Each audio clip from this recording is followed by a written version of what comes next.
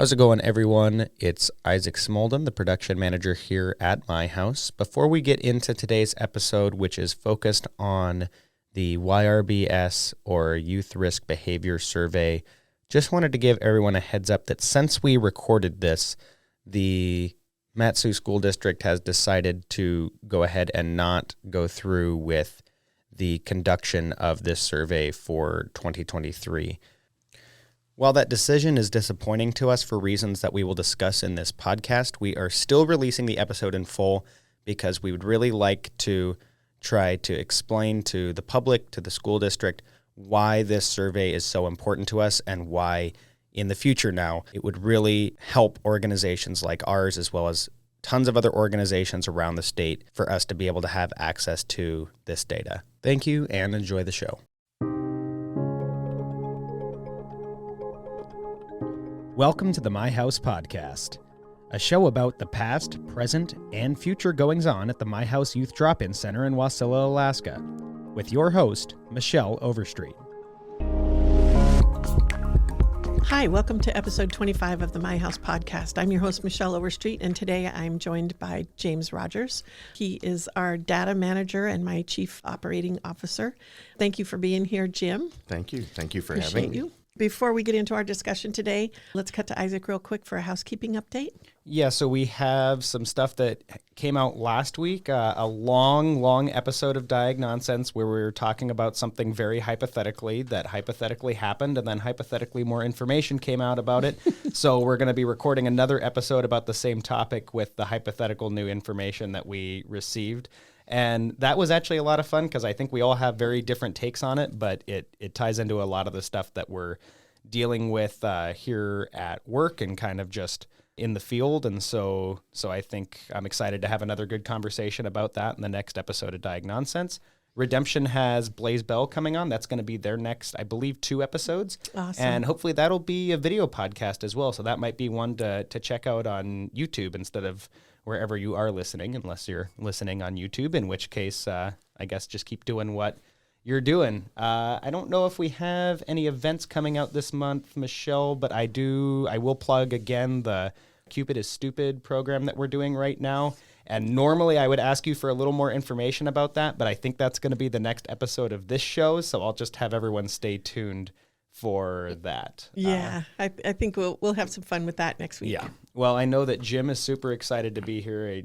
Every day I walk by his desk and he's just like, Isaac, when can I get on the podcast? I mean, he's just chomping at the bit. So finally, I found some room for him. But the topic that we're discussing today, I think, is actually super important for what we do. It's super important for our community, and unfortunately there's been a lot of pushback in the community about it, and so I think this is a great opportunity to kind of raise awareness and maybe get dispel some of the misinformation that's been going around, because I think there is truly a lot of kind of pedantic language and misinformation that's being tossed around when it comes to our topic, which is the Youth Risk Behavior Survey, YRBS. YRBS. The last time that it was actually published and data for Alaska was released was 2019.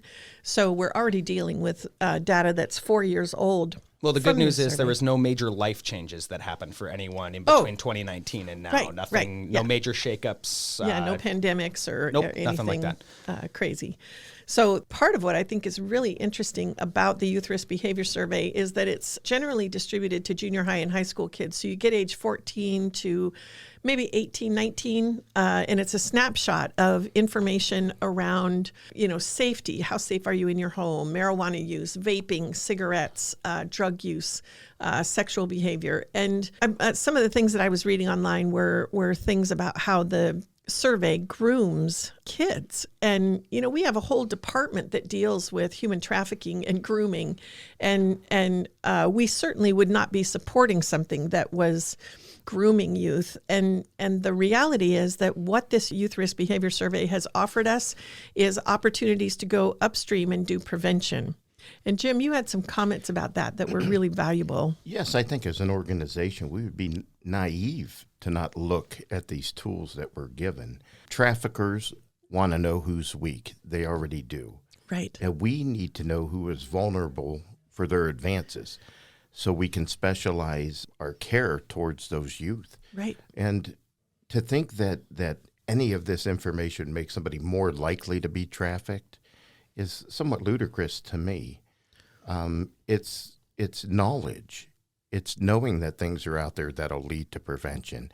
It's being able to say, I've been approached, this has happened, this is strange, and going to the proper authorities or their parents even. Right. I think no matter what you do, there will be a certain segment that is against it because they don't understand. It's foreign to them.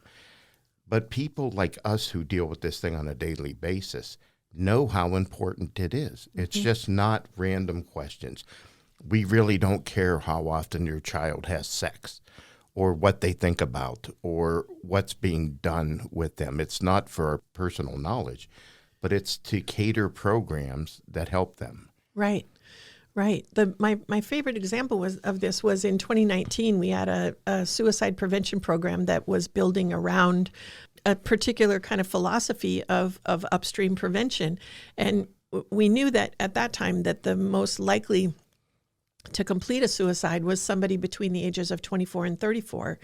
And so we were kind of tailoring our prevention programs to that, right before that age group, like 18 to 24. And when the Youth Risk Behavior Survey came out, one of the things that it showed was that in Alaska, the highest group for suicidal thoughts and ideation was an 11 to 14-year-old group. Which you wouldn't expect. You wouldn't expect that. And so what we did with that was go, oh my gosh, we didn't go back far enough. We're not going back into our prevention age group far enough to help them get rid of those thoughts early on. And we do know that the longer they have those suicidal thoughts and ideations that go untreated, the more likely they are to complete later on. And like with this study, we can either help them to not be trafficked, or we can help them to get over the effects of being trafficked. Right. We have two shots. The middle ground is them being trafficked. Right. So from our that's perspective, such a great point, Jim. This is a tool to prevent trafficking before it ever happens. Right. And you won't see that. It won't be a visible effect that they were not trafficked. No.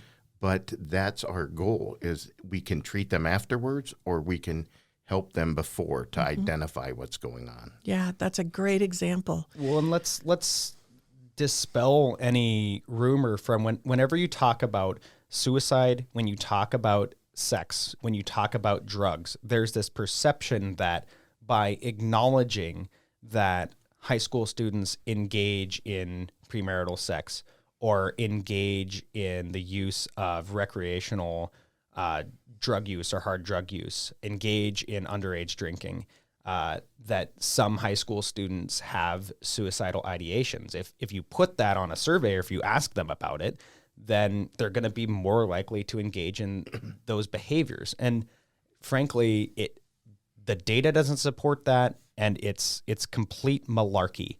There's a really powerful moment and unfortunately I just used the word malarkey, so now I'm going to have to get a little more serious. There's a really powerful moment when you're going through youth mental health first aid training where you go around the room and you have to ask the instructor, you have to look them in the eyes, and if Michelle was my instructor, I'd say, Michelle, are you considering killing yourself?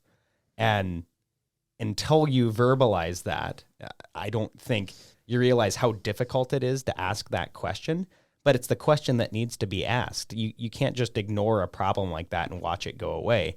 And by not asking those questions about suicide and everything else that I just said, really all you're doing is turning a blind eye to it. It's going to happen whether you ask about it or not. But, there's also a parental right to not have your kid be subject to those questions, just like you can opt your kid out of sex ed in health class. And there's parents that are worried about that parental right and don't want their kids to be subject to that battery of questions. And you know what? They have my full support if they don't want those kids to answer those questions. You know who else agrees with me and those parents?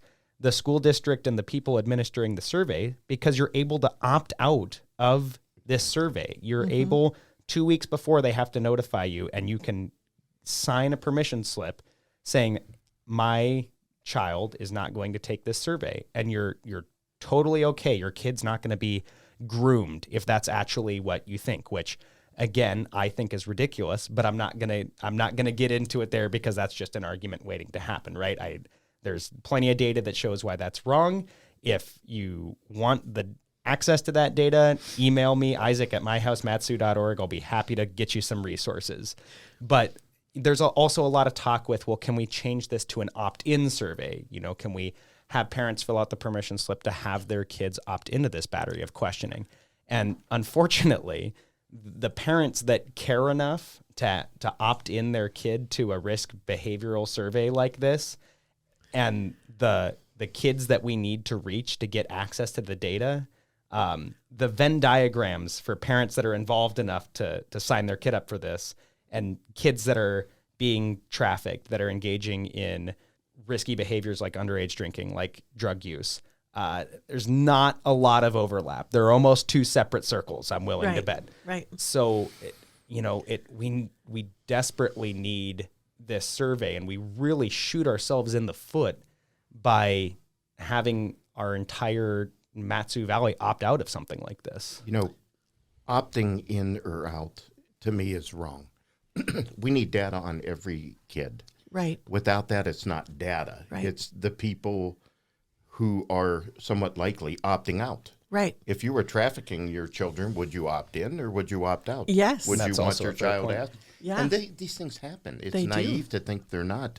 These things live, whether it's drug abuse, suicidality, or trafficking, they live in the shadows. Mm-hmm. And they don't want light cast into those shadows. And they hide it with guilt and shame and all these things. We don't talk about that. Righteousness sometimes. And that's a perfect way for it to hide. Right. We want to say there is no shame. Yeah. There is no guilt. Just, let us know what's happening and we'll see what we can do we're not going to necessarily jump in just because they answer one or two questions, but we can look further into things. Mm-hmm. We can have programs designed to educate them. It's about educating them before we have to save them. Right. I really liked what you said, Isaac, about the asking that hard question directly to the person. And, this survey is done on paper, so it's not an actual person. But I would suggest to parents that are concerned about this survey that the way that you build the most powerful relationships with anyone in your life is to be willing to do the hard stuff. That's how marriages last for long term. That's how parent-child relationships end up strong, is that you talk about the stuff that's hard. You deal with the stuff that's difficult. You ask the hard questions, and that allows for a more cohesive relationship and the parent input to the questions that maybe you're concerned about. And so I guess part of what I would suggest is, if you're concerned about the questions that are on it, you can go online and print out the entire survey and you can go through it with your child. Yes, talk about it. Talk about it. Talk about the questions. Ask them what they think about the questions as a teenager, a 14, 15, 16, 18, 19-year-old. What are your thoughts about these questions? If you're concerned about their answers and it being groomed, then them being groomed, then you take the hand and ask the questions and ask the tough stuff. Talk about it. See what the outcome is. But what Jim, what you're saying about it being such a powerful tool for us, just like that suicide example, we didn't know that we needed to go upstream to 11 to 14-year-olds, and with the trafficking, we did 2 intakes last week on girls that had been trafficked. And we've also had this experience here that I think not many people recognize as a red alert for trafficking, and that is where we have parents come in to have our notary public. We have 3 notary publics in our building, but we have parents come in who want us to sign a legal document that would give custody of their child to someone else. Yes. Almost always to take them out of state. And go out of state. And go out of state. Yeah. And it's almost always a younger man with a young woman. I think the last one we had was a 16-year-old girl and a 21-year-old young man. And the mother was coming in and saying, we want to, what is that called? Legal guardianship yes, or a yes. power of attorney that we want this young man to have so that he can take our daughter out of state. And, we would, if there had been if there was a psychic symbol for this, it was like lights flashing and bells ringing. And we were all going, no. This is trafficking looking for a place to happen. And so I think being able to open up some of those conversations with young people, you might hear your daughter or son talk about a situation like that where, so-and-so had a situation where I think they were being groomed, and start to recognize what that really looks like instead of the pivotal point being a question on a survey that hasn't been talked about or that hasn't been looked at.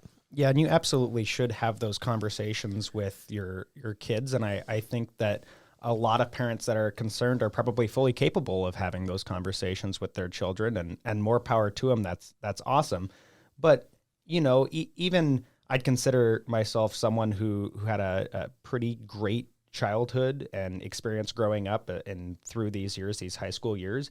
And I didn't really get into a whole bunch of trouble, but there's definitely still stuff that I didn't talk to my parents about. I mean, not every 15, 16, 17-year-old is going to be able to go to their parents with everything. And I could go to my parents with almost everything, with most everything. But, there's some conversations that is just really awkward to have with your parents, especially at that age.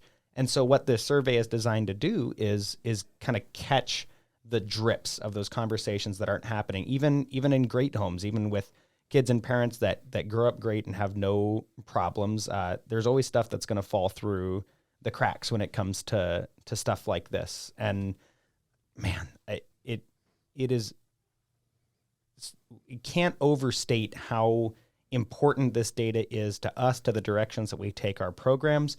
But then also it at a certain point, if we're looking at the bottom line, it comes down to funding. When we're able to show, hey, we have 31.9%, I think it was, in the 2019 YRBS, 31.8% of students used an electronic vaping device. So if we have that number, we can now go to state grants, we can go to federal grants. We say, hey, we have almost a third of our population in this demographic that are using electronic vaping products and are getting hooked on nicotine. And there's money that's available for programs that can combat that can help curb that risky behavior that's going to set them up for failure later on down the road. It's stuff like that. And I'm never going to be the first person to jump on and let's take the federal government money for all they're worth and jam it into as many places as possible. That's not part of the deal. But the money is there. It's going to go to someone. And if we have data showing that we need it, why would we not want to better our community using that money? It's going to go to someone. If we have a problem with something like that, it might as well go to us. To the parents that would say, I don't want my child taking this, when something bad happens, what's the first thing everyone says? I didn't know. I didn't see the signs. I didn't know this was coming. Yes, I had no idea. Well, now's your chance to have the idea. Great point. To circumvent having to say, I had no idea, and fix it then. Yeah. To ask them the questions. Like you say, look at the survey. What are they asking? What are their responses? Make it a no guilt, no shame. So you had a few cigarettes. Right. So you had a few beers. To know what your kids are doing. Mm-hmm. So you can either ask on this end, or you can say, I didn't know on the other end. Right. Or I didn't want to know. Mm-hmm. And maybe your kid doesn't tell you that they were out drinking on Saturday night, but at the very least, they know that you care about their well-being, that you're willing to have those difficult conversations, that if they get themselves into trouble later on, they know that they can go to you. It's not about telling parents how to parent. It's about helping the portion of the population whose parents either aren't able to or aren't willing to parent them. And for people listening to this, that's probably very few of you.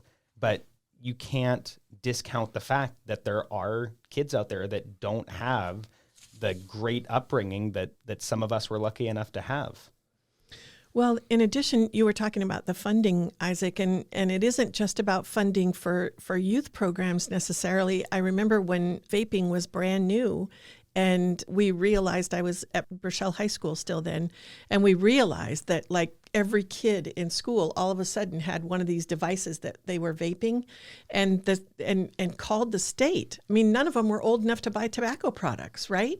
So where's a third of the kids who are answering this survey, where are they getting their vape products? And the state used some tax money from cigarette taxes to build a task force, and they sent people in that were underage to buy tobacco products and started busting these organizations that were selling to underage kids. So that's another example of how the questionnaire can be used to protect youth in our community. I mean, are the parents buying, are 1 out of 3 kids' parents buying them vape products? I don't think they probably are. But if they aren't, then how do we reduce that number? You know, we can do it through education. We can do it through enforcement. We can do it through awareness. We can do it through peer support.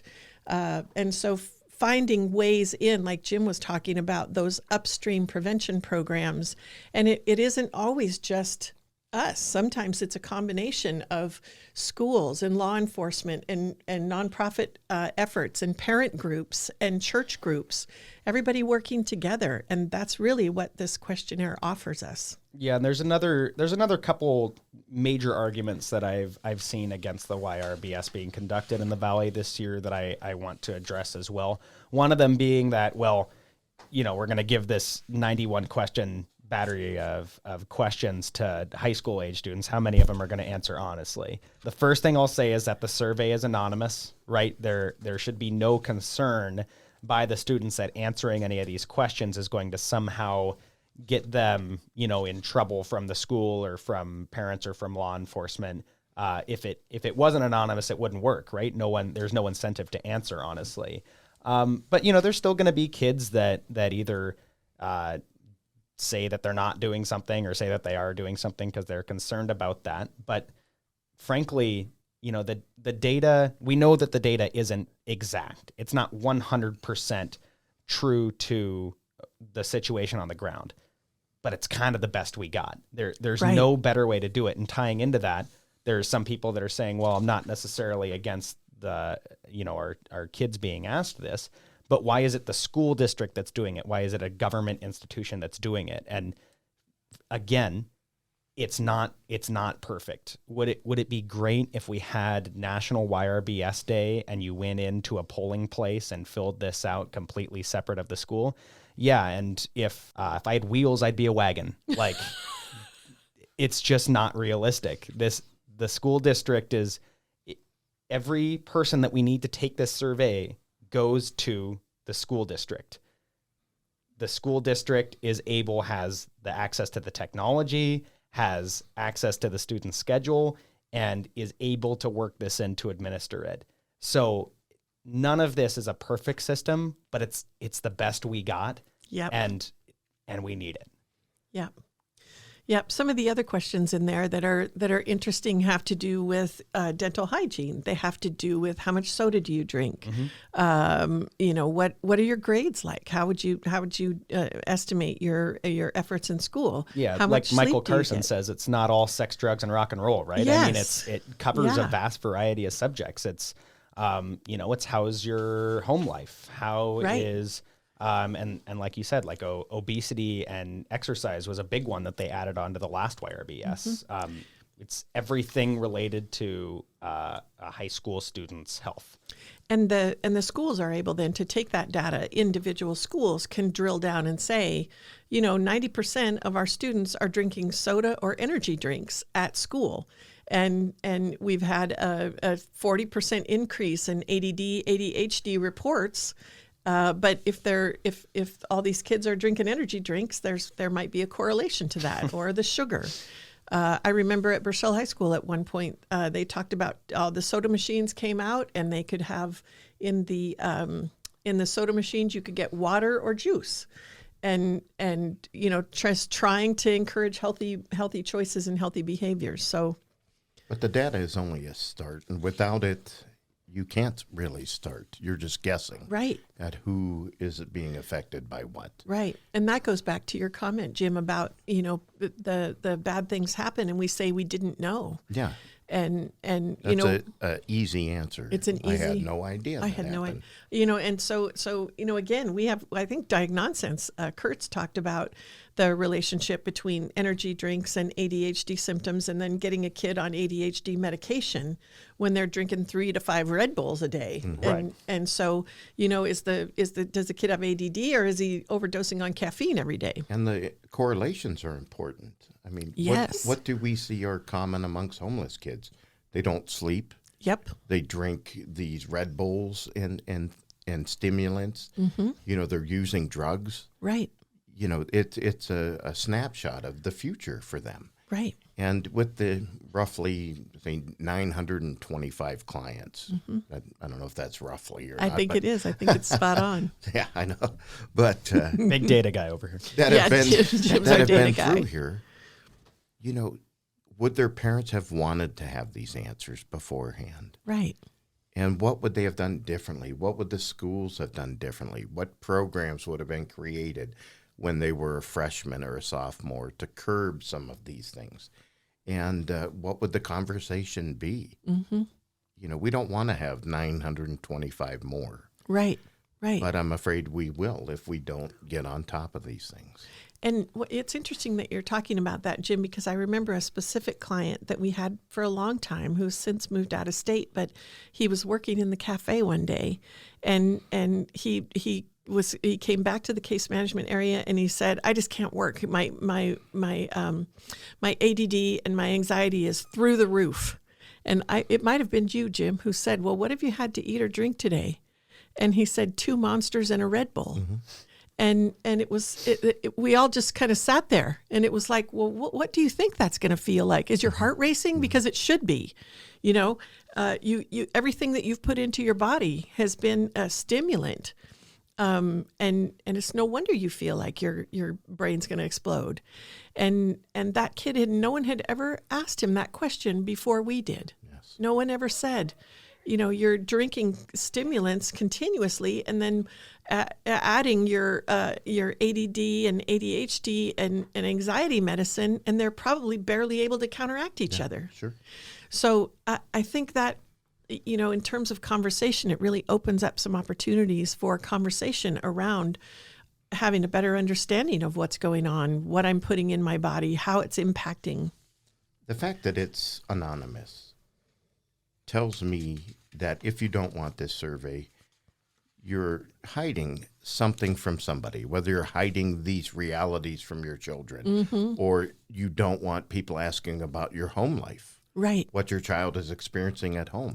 I'm not saying that it's malicious. I just think that keeping information that's important from the kids. These questions give information as much as they take. Yes. They're like, I never thought of this, how much I do that. I never thought of vaping being an issue or monster drinks being an issue. It's not all about sex or about trafficking. It's a holistic approach, if you would, to the child. Right. What are they doing? Right. And what can we do to help them? And it's a reflection of our community, right? I mean, this is, we would like to say that our community is made up of mostly really nice people, who do mostly good things, which I think is probably true. But we're going to have a guest on our redemption. Well, we had a guest on our redemption show several months ago who was the daughter of a guy named Papa Pilgrim. He was a part of our community. Would he have wanted his children to take this survey? I would guess probably no, because he was doing things that were completely horrible to his children.